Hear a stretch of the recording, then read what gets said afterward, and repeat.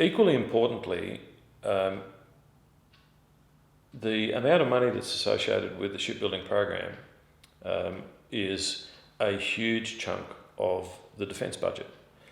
And even with the aspiration of getting to a 2% of GDP, which for me is a poor measure of how much money we're spending on our national security, and it's particularly a poor measure just at this window of history. Even when we get to 2% of GDP, which we will do relatively soon, probably next year or the year after, that's not a measure of whether it's enough.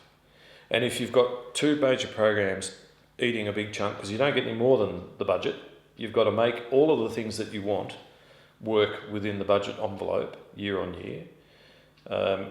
So with these two programs, or three with the offshore patrol vessels, taking such a huge chunk of the investment budget, the impact is on the rest of the force structure. What are all the things that you cannot now do because all the money's, a large chunk of money is being consumed by these two programs?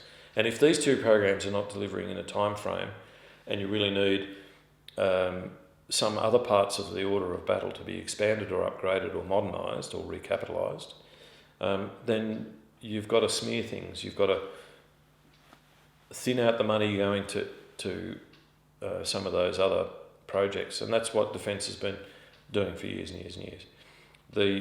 The proportion of the budget, total budget, global budget, which is given over to investment, is quite limited, and it's a year-on-year cash management challenge with a 4-year forecast into the forward estimates.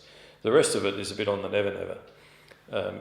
And so you've got to be able to manage. Defence has to manage this cash, deliver the capabilities governments require, because there's a relatively low likelihood that the government is going to want to put more money in. Now, if we find ourselves in a conflict or heightened tension set of circumstances, some of the bets begin to change. And if you think back to, at the comparator in World War II, we weren't spending 2% of GDP on defence.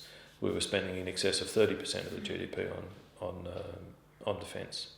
Now, I don't foresee that happening, but in extremis and in times of crisis, that's the sort of thing that we might face, because we will not be prepared as a nation to see this trading off of one capability against another to stay within a budget envelope.